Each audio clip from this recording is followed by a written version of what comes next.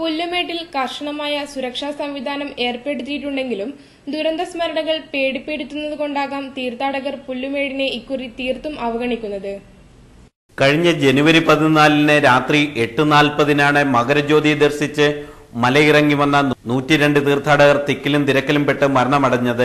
മകരജ്യോതി ദർശിക്കുന്നതിനായി 2 ലക്ഷത്തോളം തീർത്ഥാടകരാണ് ഇവിടെ തമ്പടിച്ചിരുന്നത്.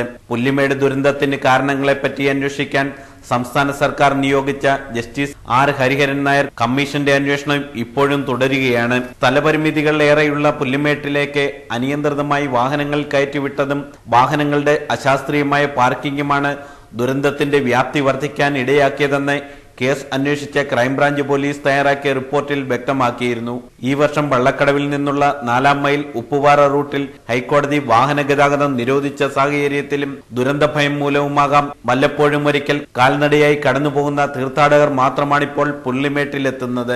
ദുരന്തത്തിന്റെ പശ്ചാത്തലത്തിൽ ജ്യോതി ദർശനത്തിന് സാധ്യമായി ഇവിടെ വൻ സുരക്ഷാ സംവിധാനങ്ങളാണ് ഏർപ്പെടുത്തിയിരിക്കുന്നത്. പോലീസ്, വനംവകുപ്പ് അധികൃതരുടെ ശക്തമായ സുരക്ഷയാണ് ഇവിടെ ഏർപ്പെടുത്തിയിരിക്കുന്നത്. രാത്രിയിൽ പുല്ലുമേട്ടിൽ വെളിച്ചമേകുന്നതിനായി അസ്ക ലൈറ്റുകളും സ്ഥാപിച്ചിട്ടുണ്ട്. എന്നാൽ സംവിധാനങ്ങളും സുരക്ഷാ ഏർപ്പാടുകളും കർശനമാക്കിയെങ്കിലും ദുരന്ത സ്മരണകൾ പേടിപ്പെടുത്തുന്നതുകൊണ്ടാകാം തീർത്ഥാടകർ പുല്ലുമേടിനെ ഇക്കുറി തീർത്തും അവഗണിക്കാൻ കാരണമെന്ന് ചൂണ്ടിക്കാണിക്കപ്പെടുന്നു.